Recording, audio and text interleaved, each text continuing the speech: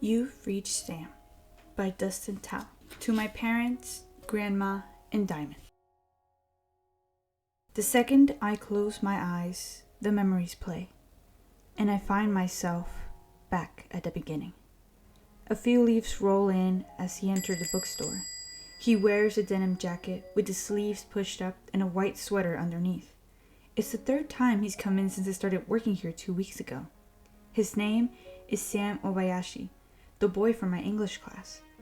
I've been staring out the window throughout my shift, wondering if he'd come in again. For some reason, we haven't spoken to each other yet. He just browses the store as I ring up customers and restock the shelf. I can't tell if he's looking for something, or if he likes that feeling of being inside a bookstore, or if he came to see me. As I move a book from the shelf, wondering if he knows my name, I catch the glint of brown eyes through the gap, looking back at me from the other side. We're silent for a moment too long. Then he smiles, and I think he's about to say something, but I shove the book between us before he has a chance. I grab the crate behind me and hurry to the back room. What's wrong with me? Why didn't I smile back? After scolding myself for ruining the moment, I gather some courage to go back out and introduce myself. But when I return from the back room, he's already gone. On the front counter, I find something that wasn't there before. A cherry blossom made out of paper. I turn it over in my hands, admiring the folds. Did Sam leave this here? If I hurry outside, I might still catch him, but as soon as I rush out the door, the street vanishes, and I find myself entering a noisy cafe on the corner of 3rd Street, nearly 2 weeks later. Round tables pop up from a wooden floor as teenagers crowd around them, snapping pictures and drinking from ceramic cups. I'm wearing a gray sweater, slightly oversized, and my brown hair is pinned back and brushed smooth. I catch Sam's voice before I see him, behind the counter taking someone's order. The swoop of dark hair.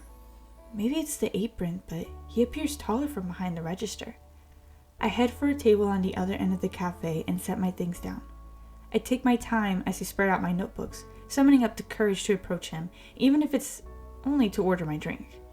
But when I look up from the table, he's there, beside me, holding a steaming cup. Oh!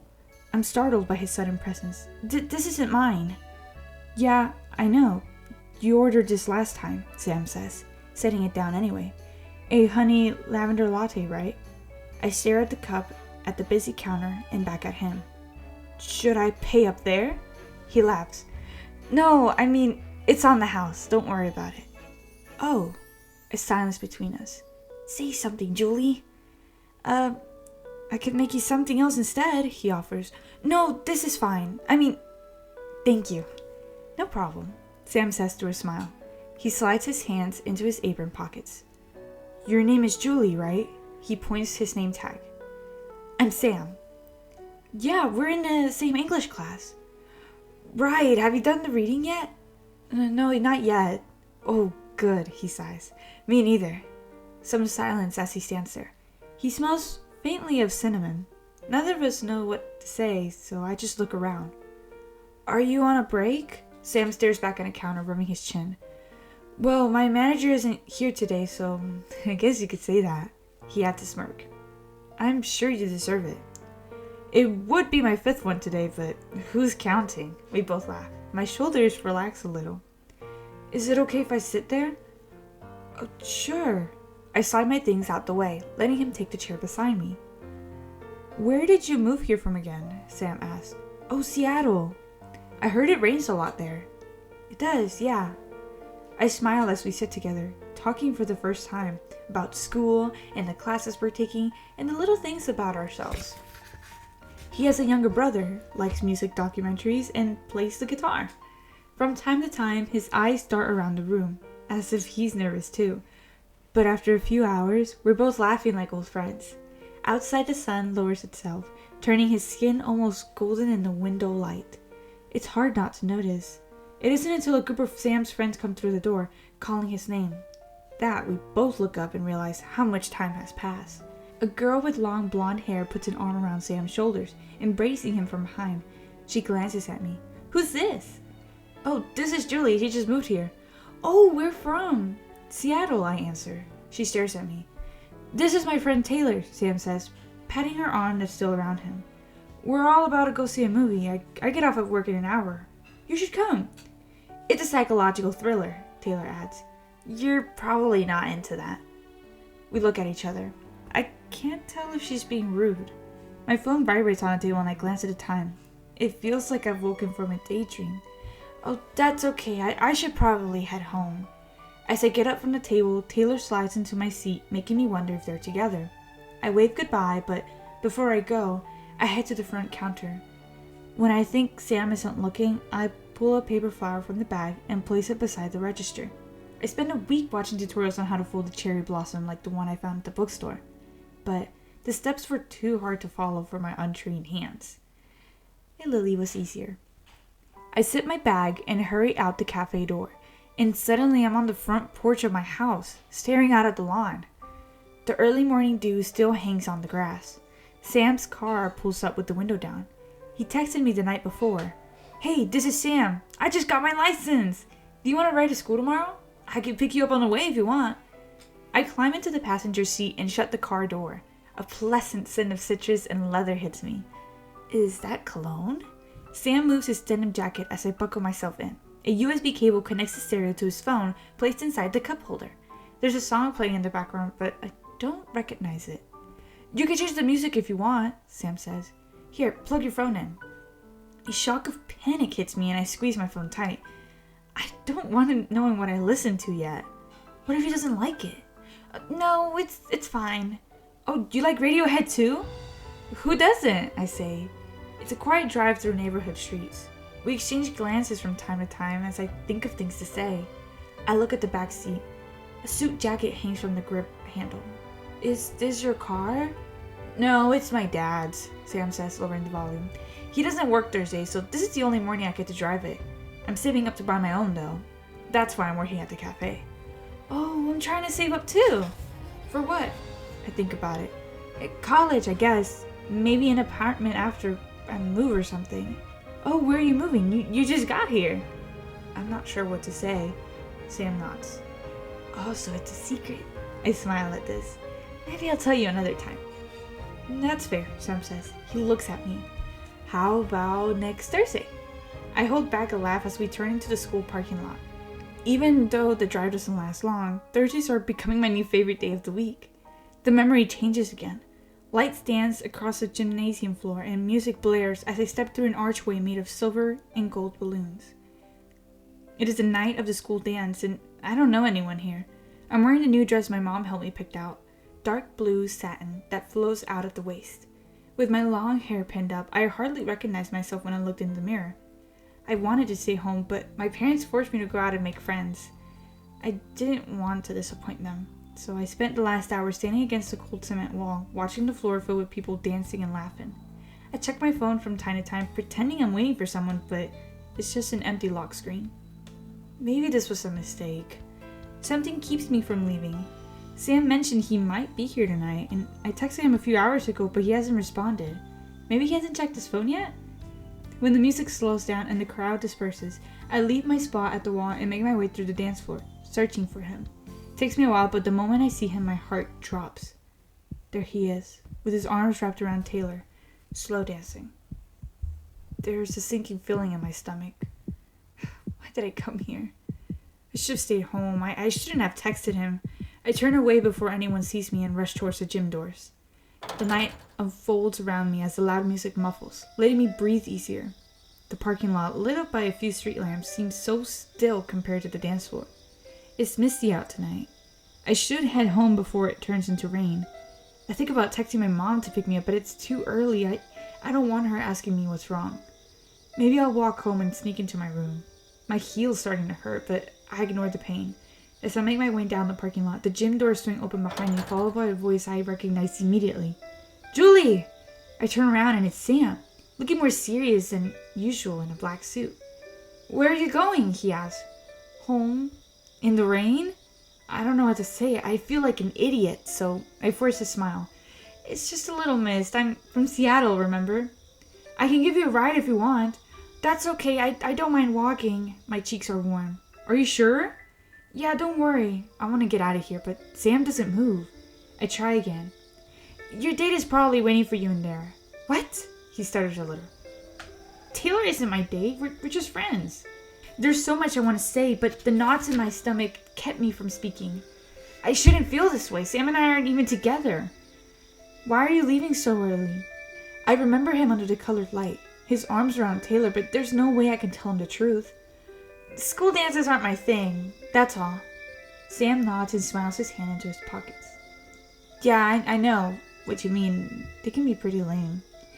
Does anyone have a good time at these things? Well, maybe you haven't gone with the right person. My breath catches as I take this in. Even from the outside the gym, we can hear the music through the walls, melting into another slow song. Sam stands at the door, rocking back and forth on the heels of his dress shoes. Do you not like to dance? I don't know. I'm just not very good at it, and I don't like people watching me. Sam looks around. After a moment, he smiles a little and holds out his hand. Well, no one's watching us now. Sam, I start. His familiar smirk appears. Just one dance? I hold my breath as Sam steps forward and takes my hand, pulling me close to him. I never imagined my first dance would be like this.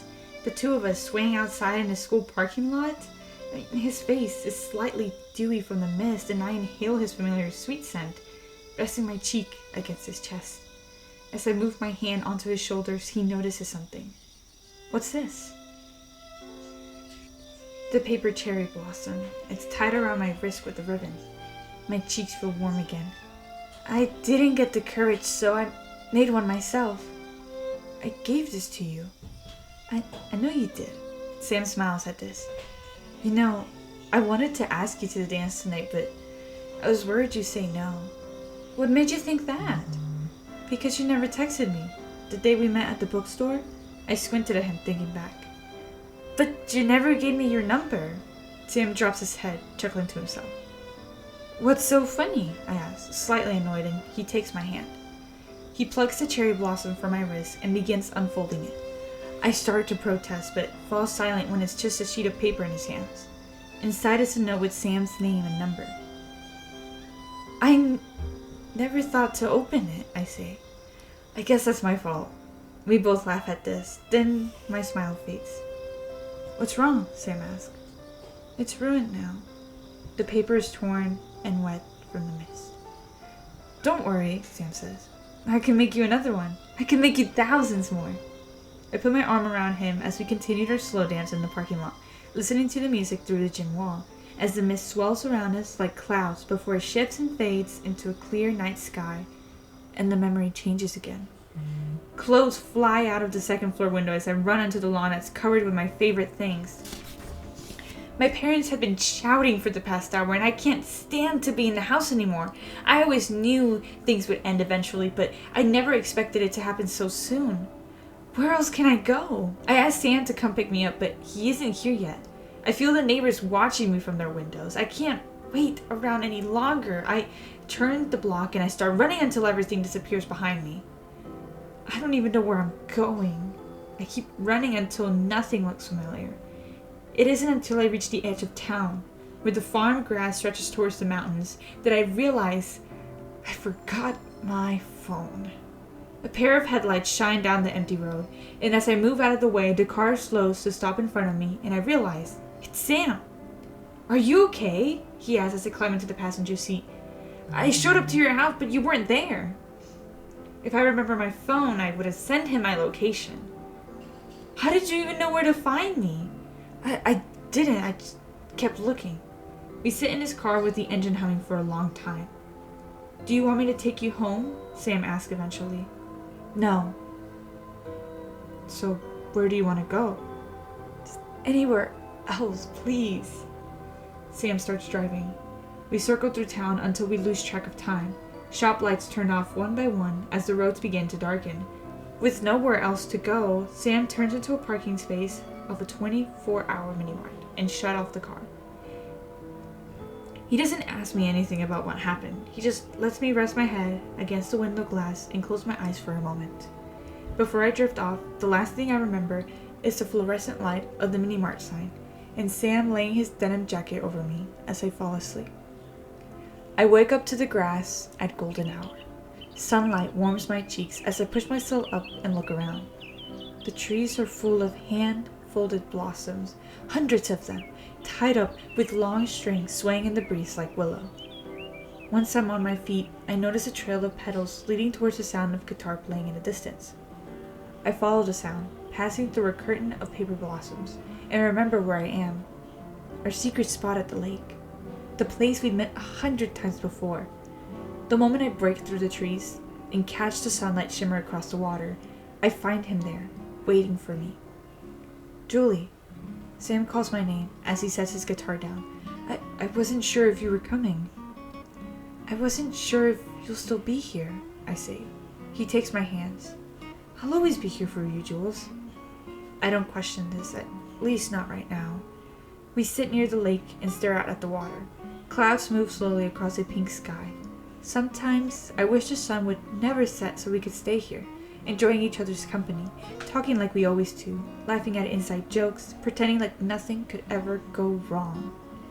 I look at Sam and take in his face, his beautiful smile, his black hair that sweeps across his forehead, his tan skin, and I wish I could freeze this moment and hold on to it forever. But I can't. Even in a dream, I can't seem to stop time. The clouds are thickening above us, and there's a strange tremble between the earth. Sam must have noticed this too because he rises to his feet. I grab his hand. Don't go yet. Sam looks at me. Julie, if I could stay with you, I'd never leave. But you did leave. I know. I'm sorry. You never said goodbye. That's because I never thought I had to.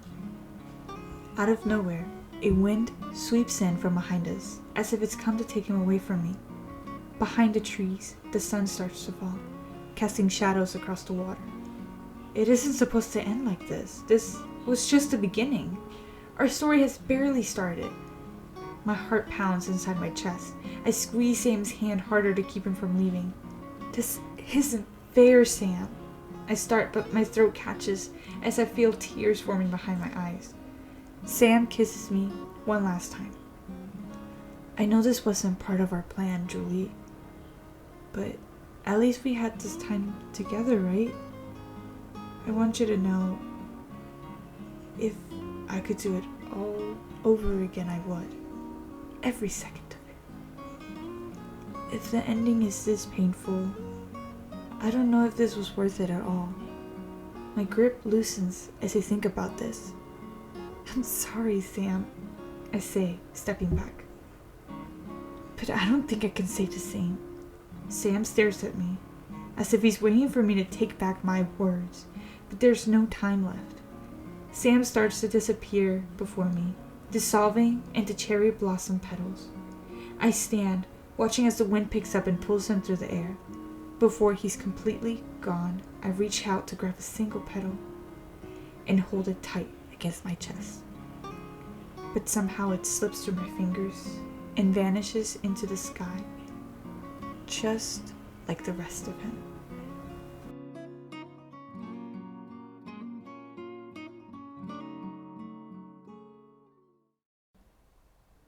Chapter 1. Now. March 7th, 11:09 p.m. Don't bother picking me up anymore. I can walk home. I did walk home, all 5 miles from the bus station, dragging an overstuffed carry-on with a broken wheel in the middle of the night.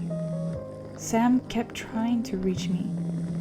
12 unread messages, 7 missed calls, and 1 voicemail, but I ignored them all and kept walking. Reading these back again, I wish I hadn't been so angry at him.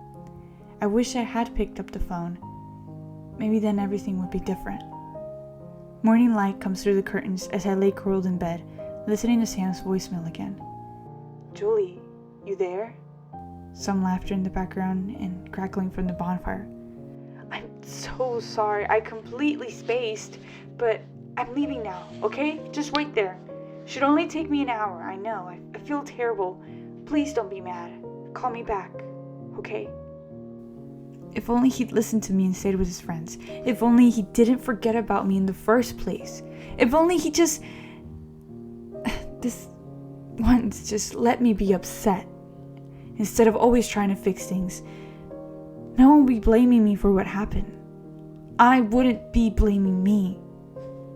I play the voicemail a few more times before I delete everything. Then I climb out of bed and start unpenning drawers, looking for anything that was Sam's or reminds me of him. I find photos of us, birthday cards, movie ticket stubs, paper blossoms, stupid gifts like stuffed lizards he won at the town fair last fall, as well as every mixed CD he made me over the years. Who even burns CDs anymore? And cram them all into a box. Every day, these little reminders of him get harder to look at.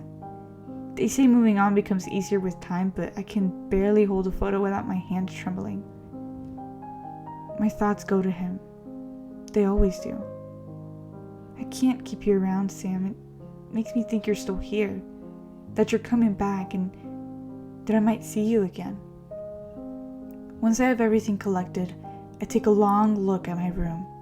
I never realized how much of him I had laying around, and it feels so empty now, like there's a void in the air, like something's missing. Take a few deep breaths before I grab the box and leave my room.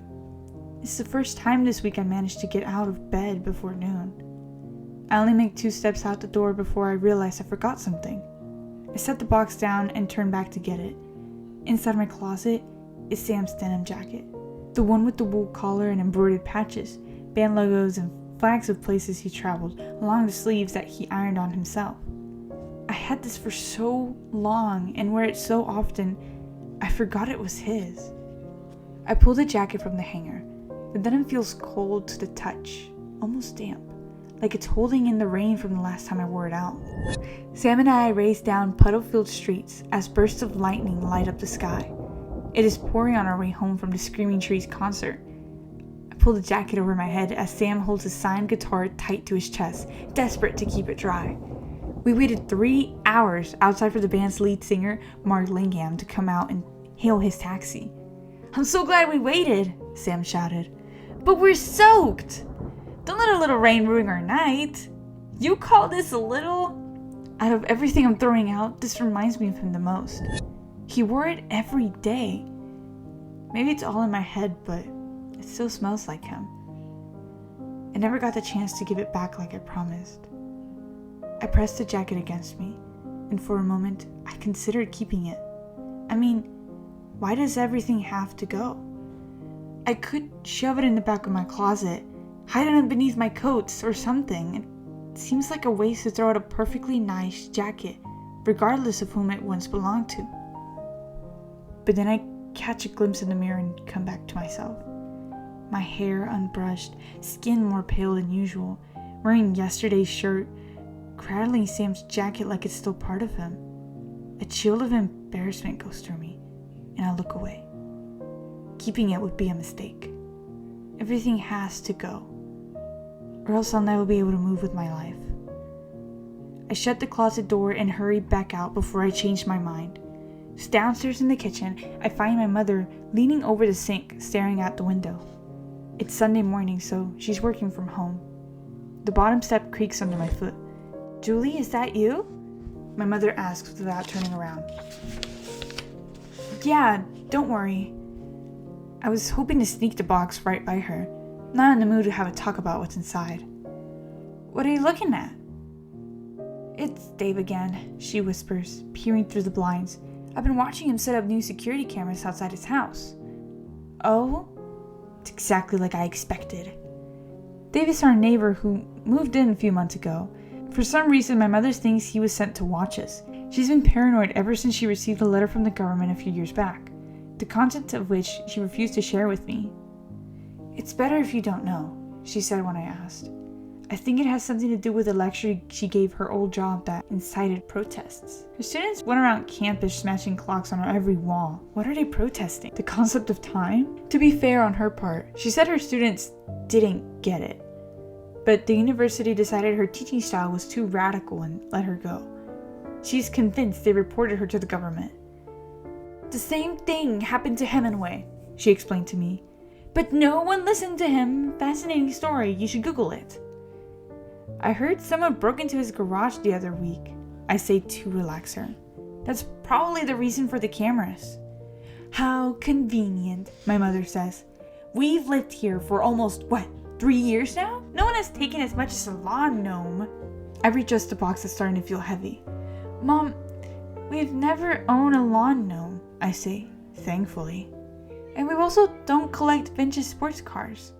Whose side are you on again? Ours, I reassure her. Just tell me your plan to take him out. My mother releases the blinds and sighs. I get it. I'm being paranoid. She takes a deep breath, releases it like her yoga instructor taught her, and looks at me. Anyways, I'm glad you're up, she says. Her eyes flash at the clock above the fridge. I was about to head out, but I can make you something if you're hungry. Eggs? She slides down the stove. The electric kettle begins to boil, and a bag of coffee sits near the sink beside a teaspoon. No, I'm fine. Are you sure? My mother insists, her hand hovering over the handle of a clean pan. I can make you something else. Let me think. She seems more rushed than usual. I glance down the counter and see a stack of ungraded papers. They recently finished midterms at the university in town where my mother works. She's an assistant professor in her philosophy department. It was one of the few places that interviewed her after the incident. Thankfully, one of her old colleagues is tenured there and put his name on the line. One mistake, and they both could lose their jobs. Actually, I'm on my way out. I keep glancing at the clock, trying to appear in a hurry. The longer I linger around, the more questions she's going to throw at me. Out of the house? My mother asks. She shuts off the electric kettle and wipes her hands with a dish towel. Just for a walk. Oh, okay. That's good. For the past week, my mother's been bringing meals up to my room and checking several times a day, so I'm not surprised to hear the note of concern in her voice. And I'm meeting a friend. Oh, fantastic, my mother nods. You could use the fresh air, get some decent coffee, and it's good to see your friends. That reminds me, have you talked with Mr. Lee at the bookstore? Not yet. I haven't really spoken to anyone. You should check with him if you can. At least let him know that you're okay. He left a few messages. I know. Some of your teachers too. I grab my bag from the hook on the wall. Don't worry, Mom. I'll talk to them tomorrow. You mean you're going back to school? I have to, I say. If I miss another week, they won't let me graduate. Not to mention I'm behind on all my schoolwork, which keeps piling up. I really need to focus again and pull myself together, because what else am I supposed to do? The world keeps moving no matter what happens to you. Julie, don't worry about any of that, my mother says. They'll understand if you need more time. In fact, she holds up her fingers. Let me make a call. She turns in a circle, looking around. Where is that thing? Her phone is sitting on the kitchen table. And as my mother walks over to grab it, I jump in her way. Mom, listen, I'm fine. But Julie, please. Are you sure? I promise I am. Okay, you don't have to call anybody. I don't want her to worry about me. I can deal with this on my own. Alrighty then, my mother sighs. If you say so. She cups my face with her hands, running her thumbs along my cheeks, and tries to smile. The silver in her hair shines beautifully in the light, and sometimes I forget she was once blonde. As we take each other, my mother glances down. So what's in the box? I was hoping she wouldn't notice. It's nothing. I was cleaning out my room. Without asking me, she lifts the jacket off the lid and glances inside. It doesn't take long for her to connect the pieces. Oh, Julie, are you sure about this? It's really no big deal. You don't have to get rid of everything, she says, riffling through it. I mean, you can always store some of it away if you want. No, I say firmly. I don't need any of it. My mother lets go of the jacket and steps back. Alright, I won't stop you from this. I have to go. I'll see you later. I leave the house through the garage door. Down by the curb, I drop the box of Sam things beside the mailbox and recycling bin. It hits the ground with a clatter like chains and bones. The sleeve of his jacket hangs limply over the side of the box like the arm of a ghost. I straighten my shirt and begin my morning walk toward town, letting the sun warm me up for the first time in days. Halfway down the block, a breeze rolls leaves across my path as I pause on the sidewalk, struck with a strange thought. If I were to turn around, would he be standing there holding his jacket, staring down at the rest of his things? I imagine the look on his face, and even wonder what he might say, as I cross the street and continue down the block without once looking back. There is a slight chill as I make my way into town. Ellensburg lies east of the Cascades, so occasional gusts of mountain air blow right through us. It's a small town made up of historic red brick buildings and wide open space. It's a town where nothing happens. My parents and I moved here from Seattle 3 years ago when my mother received a new job at Central Washington University, but only she and I stayed after she was offered a full-time position. Dad returned to his job in Seattle and didn't look back. I never blamed him for leaving this place. He didn't belong here. Sometimes I feel like I don't belong here either. My mother describes Ellensburg as an old town that's still figuring itself out in an age where everyone wants to be in the city. As much as I can't wait to leave the place, I admit it has its charms. I cross my arms as I enter downtown, noticing the changes brought by spring these last few weeks. Flower baskets bloom beneath the street lamps. Sam waits for me to get off of work and we grab falafels at the food stand. We watch a movie on $5 Sundays at the theater and then wander through town together. When I sense him standing around the corner waiting for me, my heart races and I think about turning back. But no one is there except a woman lost in her phone. I pass by without her even noticing. My friend Mika Obayashi and I arranged to meet for coffee at the diner on the other side of town. There are plenty of coffee shops around, but I texted Mika last night saying I'm in no mood to run into anyone. She replied, "Same." Inside a diner, I'm seated at a booth by the window near an old couple sharing a menu. When the waitress comes, I order a cup of coffee, no cream, no sugar. Usually I add some milk, but I'm training myself to drink my coffee black. I read somewhere online that it is an acquired taste like wine. I've only had a few sips when the bell jingles from the ceiling, and Mika comes through the door looking for me. She's wearing a black cardigan over a dark dress I've never seen her wear before. She looks better than I expected, given the circumstances. Maybe she just came out from one of the services. My mom told me she spoke at the funeral. Mika is Sam's cousin. That's how she and I met. Sam introduced us when I first moved here. Once Mika sees me, she comes over and slides into the red booth. I watch her set her phone down and throw her bag beneath the table. The same waitress reappears, sets down a cup, and pours a long stream of coffee. "An extra sugar and milk would be great," Mika requests. "Please." "Oh, sure," the waitress says. Mika holds up her hand. Actually, is there soy milk?" "Soy? No." "Oh," Mika frowns. "Just milk then." As soon as the waitress turns, Mika looks at me. "You didn't reply to my message. I wasn't sure we were still meeting." "Sorry, I haven't been the most responsible lately. I don't really have another excuse. I have a habit of leaving my phone on silent, but this week I've been especially disconnected." "No, I get it," she says, frowning a little. "For a second, I thought you might have canceled without telling me. You know I don't like being stood up, which is why I came early." We both smile. I have a sip of coffee. Mika touches my hand. "I miss you," she whispers, giving me a squeeze. "I miss you too." As much as I tell myself I like being alone, I feel a rush of relief to see a familiar face, to see Mika again. The waitress arrives, sets down a small pitcher of milk, tosses some sugar packets from her apron, and disappears again. Mika rips open 3 sugars and pours them into her cup. She picks up the pitcher and holds it out. "Milk?" she offers. I shake my head. "Because it isn't soy?" "No, I'm trying to drink my coffee black." "Oh, impressive," she says, nodding. "Very Seattle of you." At the word Seattle, Mika's phone lights up as a notification pops up on her screen. The phone vibrates on the table. Mika glances at the screen, then back at me. "Let me put this away." She hides the phone in her bag and picks up the menu. "Did you want to order anything?" "Oh, I'm actually not hungry." "Oh, alright." Mika sets down the menu. She laces her fingers together on the table as I have another sip of my coffee.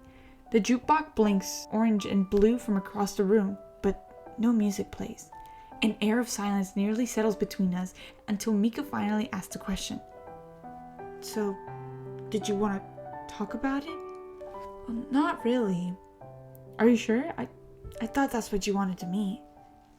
Really? I just wanted to get out of the house. She nods. That's good, but how are you handling all of this? Fine, I guess. Mika says nothing. She looks at me as if expecting more. Well, what about you? I asked her instead. How have you been? Mika's gaze falls onto the table as she thinks about this. I don't know. The services have been hard. There isn't really a temple around here, so we're doing what we can. There's a lot of traditions and customs I didn't even know about, you know? Oh, I can't imagine, I say. Mika and Sam have always been connected to their culture in a way that I haven't. My parents are both from somewhere in Northern Europe, but it's not something I really think about. Things quiet again.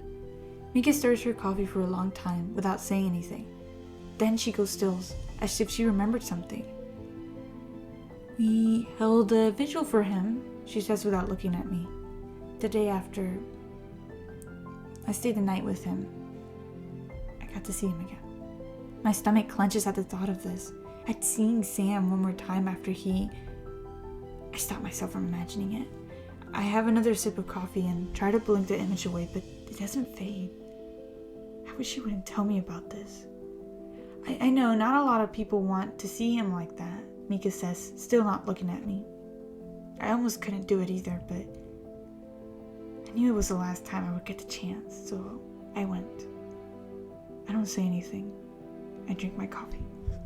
There were a lot of people at the funeral though, she continues. We didn't have enough seats. There were people from school I didn't even recognize. And there were so many flowers. Oh, that's really nice. Some people asked where you were, Mika says. I told her you weren't feeling well and that you prefer visiting him on your own. Oh, you didn't have to explain anything, I say. I know, but some of them kept asking. Who? It doesn't matter who, Mika says, brushing it off. I have the last sip of my coffee, which by now has lost all its warmth, intensifying the bitterness. Mika looks at me. So have you visited him? I take my time to respond. No, not yet. Do you want to? She asks, taking my hand again. We can go now, together. I pull my hand back. I can't right now. Why not? I have things to do, I say vaguely. Like what? I don't know what to say. Why do I need to explain myself? Mika leans into the table, her voice low. Julie, I know this whole thing's been terrible for you, and it's been terrible for me too, but you can't avoid this forever. You should come. Pay your respects, especially now. Then in an almost whisper she says, Please, it's Sam. Her voice cracks at his name. I can hear her cry rising up her throat as she manages to hold it down. Seeing her this way sends an ache of pain to my chest, making it impossible to speak. I can't believe she would use this against me. I can't think straight. I have to hold myself together. I clench my empty cup. I told you I don't really want to talk about this, I say again. For God's sake, Julie, Mika scolds me. Sam would have wanted you to come, and you haven't been there for him this entire week. You weren't even there when they had him buried. I know, and I'm sure everyone has a lot to say about that too, I say back. Who cares what everyone else says? Mika cries, her body half rising from the seat. It only matters what Sam would say. Sam is dead. This quiets the both of us. Mika stares at me for a long time. Her eyes search mine for signs of guilt or regret, as if she's waiting for me to somehow amend my words, but all I have to say is, he's dead, Mika, and me visiting him isn't going to change anything. We hold our gaze for what seems like a long time before Mika looks away. From her silence, I know she is both stunned and disappointed. It is at this moment I realize the tables around us have hushed as well. Our waitress passed by without a word. After a moment, once the tune of the diner resumes, I gather my words. This isn't my fault, you know. I told him not to come, but he wouldn't listen to me. I told him to stay there. So everyone needs to stop expecting some apology from me and blaming me for any... I'm not trying to blame you for this, Mika says. I know you aren't, but everyone else probably does. No, Not everyone thinks that, Julian. I'm sorry, but this isn't about you. It's about Sam. It's about missing his funeral. It's about how the one person who was closest to him, who knew him best, wasn't even there to speak about him. Sam deserved more, and you know it. That's what everyone expected, but you weren't there through any of it. You're right. Maybe I do know him better, I say. And maybe I think he doesn't believe in any of this stuff. The ceremonies, the vigils, the people from school, please. Sam doesn't care about any of them. He would have hated all of this. He's probably glad I didn't show up. I know you don't believe that, Mika says. Oh, don't tell me what to believe, I say. That came out sharper than what I wanted it to. I almost take it back, but I don't. Luckily, our waitress reappears to take our order before this goes any further. Mika looks at me, at the waitress, then back at me. Actually, I should go, she says abruptly and gathers her things. Our waitress steps aside as Mika rises from the booth. She lays some money on a table and turns to leave. I almost forgot, she said. I picked up your assignments from school the other day. Wasn't sure when you'd be back. She unzips her bag. Yearbooks also came. Ours were the last to get picked up, so I got yours too. Here. She drops everything on the table. Oh, thanks. I'll see you later. I don't say goodbye.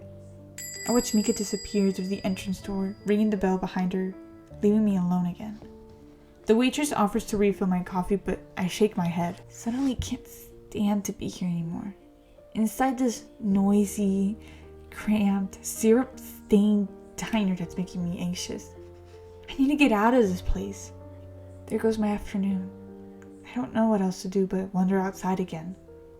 I try not to think about Mika and what I should have said differently because it's too late.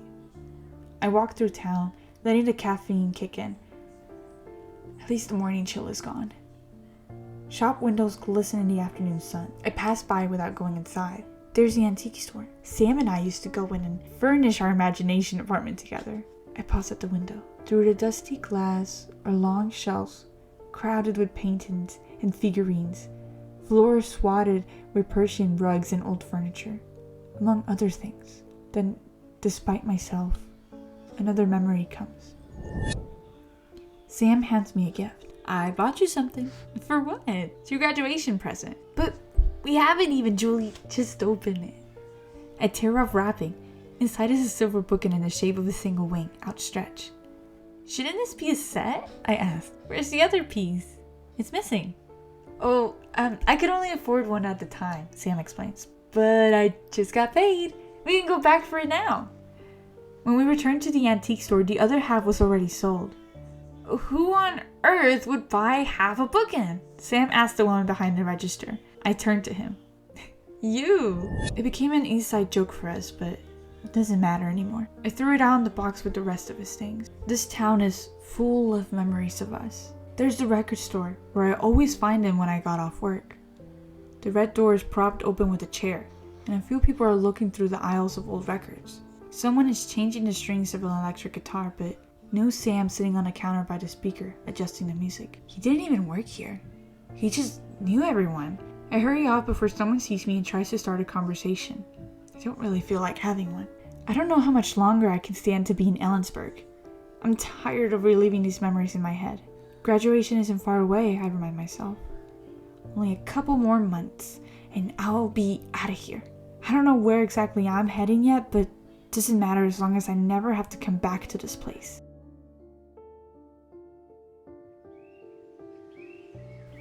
I don't remember how I ended up at the lake. It's nowhere near town. In fact, there's no trails leading up to it, and no signs pointing toward it, meaning you have to go and find it yourself. From the long list of places I planned to avoid today, this was the last spot I expected to end up. A few leaves fall from a tree as I throw things out on the bench and sit, facing the lake. Sam and I used to meet here in the warmer months. It was our little escape from the world, our secret getaway where we couldn't afford to leave town. Sometimes, I would sit with a notebook, trying to write something while Sam was out swimming. If I close my eyes, I can hear him paddling in the water, see the blades of his gleaming shoulders cut across the lake. But then I open them, and see the glassy, flat surface of the water, and find myself alone again. Stop thinking about Sam. Think about something else. Writing often helps me keep my mind off things, and I brought a notebook with me. But how do you write when it's hard to focus? Maybe if I sit here long enough, something will come to me. I touch my pen to a blank page and wait for the words to pour out. We don't have spaces for creative writing at school, so I try to do it on my own time. You never get a chance to write what you want in class anyway, but writing should bring you joy, right? I think teachers forget that. Sometimes I forget that.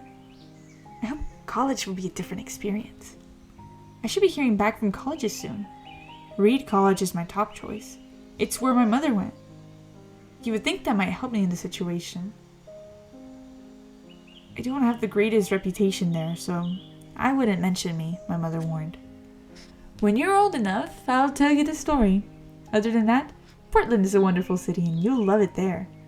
Doesn't hurt that it's only 4 hours away, so we won't be too far from each other.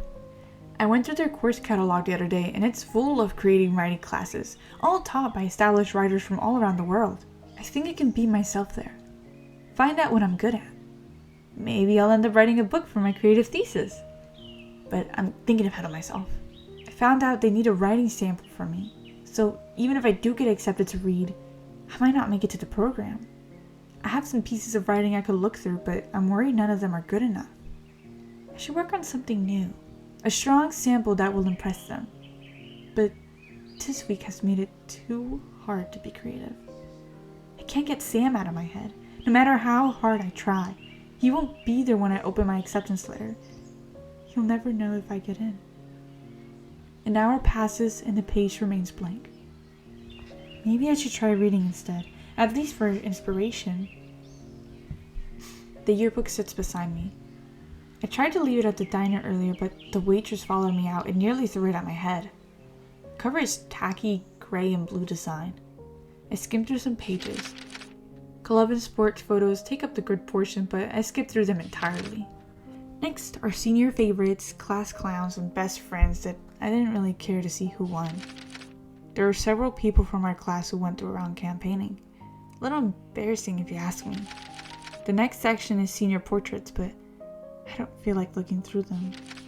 I skim all the way to the end until there's nothing left but blank pages for people to write in, and then I realize someone did. There, on the second to last page. I guess Mika must have found time to sign it before she gave it to me. But then I look close at the handwriting and notice it isn't Mika. No, it's someone else. It takes me a second to recognize it, but that can't be right. Sam. It's his handwriting. I know it, but how did he get a hold of this? When was he able to write to me? Can't seem to wrap my mind around it. I shouldn't read this, at least not right now when I'm trying so hard to forget, but I can't help myself. My hands start to shake, and his voice fills my head. Hey, just to make sure I beat everyone to it, I wanted to write in this first, and I hope that's some proof of how much I'm in love with you. I still can't believe it. How did 3 years go by so fast? Feels like yesterday I was sitting on the bus behind you, trying to build the courage to say something. It's crazy to think that there was a time before we knew each other. A time before Sam and Julie, or Julie and Sam. I'll let you decide that one. I know you can't wait to leave this place, but I'm gonna miss it. I get it though. Your ideas were always too big for a small town and everyone here knows it. But I'm happy your path somehow made you stop in Ellensburg along the way. So you and I could meet each other. Maybe it was supposed to happen, you know? I feel like my life didn't start until I met you, Julie. You're the best thing to ever happen in a small town. To me. I realize it doesn't matter where we're going next, as long as we're together. And I'll be honest, I used to be scared of leaving home. Now I can't wait to move out and make new memories with you. Just don't forget the ones we made here. Especially when you make it big. And whatever happens, promise you won't forget me, okay? Anyways, I love you, Julie, and I'll always will. Yours, Sam, forever. I shut the yearbook and stare out the water as it sinks in. Family of ducks had appeared on the other side of the lake, and I watched them make tiny rings in the water and listened to a breeze stir leaves from the branches behind me as the full weight of Sam's words echoes to me. Sam, forever. It's been 1 week since Sam died, and in my attempt to move on, I've been trying to erase him from my life like a terrible memory. After everything we've been through together, I threw all of his things. I skipped his funeral, and I never even said goodbye. In his death, Sam asked for only one thing. And whatever happens, promise you won't forget me, okay? And that was for us to remember each other. Yet here I am, trying so hard to forget. A shiver goes through me as the first cloud begins to appear. The chill from this morning returns as I sit unmoving on the bench, watching long shadows appear on the surface of the lake, as this sudden feeling of guilt sits in my bones. I don't even know how much time has passed since I sat down, but the next thing I know, I'm on my feet again, dashing back towards town. The farmer's market is packing up as I cut it through it. It's a flash of falling produce, toppling bread loaves, and turning heads. I don't care who I bump into as I make my way down to the neighborhood street towards home. By the angle of the sun and still traffic, it must be late afternoon. The garbage truck that makes its rounds probably came by hours ago, but schedules often change, and things run late, and somewhere by the curve, the box of Sam's things might still be there. As soon as I turn the corner and my house is in view, I look for the curb and realize it's gone. Everything. All of Sam's things. I nearly stumble as this heavy, sinking feeling falls over me, like water filling my chest, and I forget how to breathe. I run inside the house and check the kitchen. The counters are empty. I search the living room in the chance that my mom has saved it from me, making a horrible decision and brought some of Sam's things back inside, but nothing's there. I pull out my phone. My mother's at her office, but still manages to answer the fourth ring. Mom, where are you? Why? Julie, is something wrong?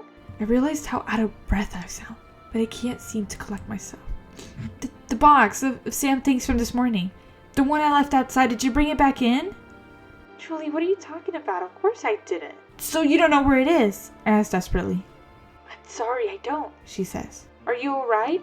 Why do you sound like that? I'm fine, it's just I have to go. I hang up the phone before she can say anything else. My stomach sinks. It's too late. Everything I had left of Sam is gone. I suddenly remember how he skipped every service, every ceremony that was held in his memory. Memories I abandoned. I didn't even bother to visit his grave. I can't seem to stand still. I keep pacing back and forth through the empty house as these sudden emotions, the one I've been holding back, cycle through me like ice water in my veins, making my hands shake. Mika was right. What would Sam think of me if he knew how I treated him? As I replay the last few days in my mind, I begin to understand something I didn't before. All my pent-up anger was nothing more than a wall to hide my guilt. It wasn't Sam who left me that night. It was me who abandoned him. The second I realized, I'm back outside and running. An overcast sky had appeared while I was inside, painting shadows over the neighborhood as I crossed the streets. Ellensburg is not the smallest town in central Washington, but there's one main road that runs through the whole town, and if you follow it straight through, you've seen everything. A few blocks before you reach the university, there's an unmarked trail that cuts straight to the entire north side. I follow the trail towards the hill as more clouds roll in, and I feel the first sprinkling of rain. It's an hour walk to Memorial Hill from the neighborhoods, but the trail cuts the time by nearly a third. And because I haven't stopped running since I left the house, I reach it in no time. It's drizzling out, but the rain has resolved into mist.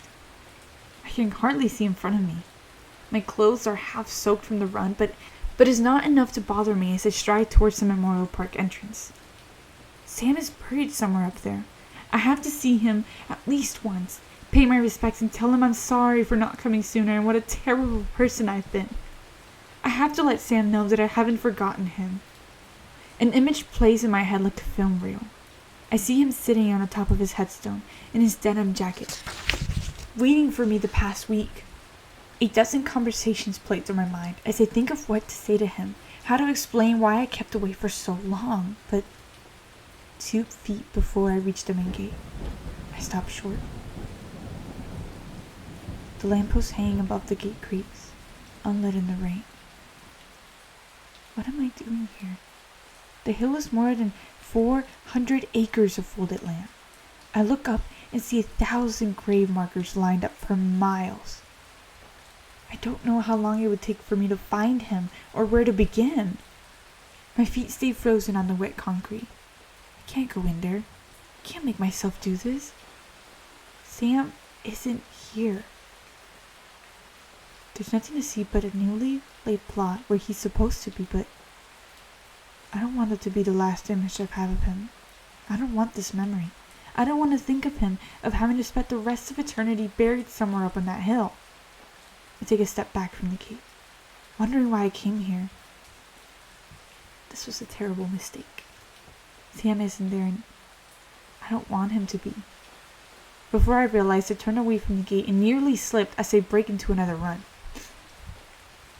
The even mist have turned into a shower as the brick walls that run along the cemetery fade behind me. I don't even know where I'm going at this time. I want to get away as far as possible. The sky is pouring as I enter the woods. I keep on running until the view of houses and roads is long gone. Rainfall has softened the ground and filled it with puddles, and as I'm running, I start imagining myself emerging into an alternate world where everything is still okay, and wishing I could leap through time so I could go back and change everything. But no matter how hard I try, I can't seem to will time and space and undo the fabric that is twisting and pulling me apart. Suddenly, my foot catches onto something and I slam to the ground. My body stings in a million places before it goes numb, and I feel nothing at all. I try to get up, but I can't seem to move a muscle. So I don't bother. I just stay there on the floor of stones and leaves as the sky continues to pour. I miss Sam. I miss the sound of his voice. I miss knowing he would always answer me if I called. I don't even know where I am or who I can talk to. This isn't one of my finest moments, and tomorrow I will regret ever letting it get to this point. But right now, I'm so desperate and alone. I pull out my phone and turn it on. The light blinds me for a second. I forgot I deleted everything this morning. All of my photos, messages, and applications, so nothing's there. I go through my contact list, trying to think of someone else to call, but there aren't many options. When I notice Sam's name isn't even there, I remembered I deleted it too. I'm not sure if I remember the number anymore. I don't even know what I'm doing when I dial it anyway, hoping to hear him again through his voicemail one more time. Maybe I can leave him a message, let him know I'm sorry. The ringing startles me. It's a strange sound to hear in the emptiness of the woods. I shut my eyes and shiver from the cold. The phone rings for a long time, slowly drowning out my thoughts. And I feel as though it will go on and on forever. Until suddenly the ringing stops. Someone picks up the phone. There is a long silence before a voice comes through the line. Julie? Raindrop patted against my ear. I became aware of the sound of my own heart beating against the earth. I turn my face up slightly towards the sky and keep listening. Are you there? That voice.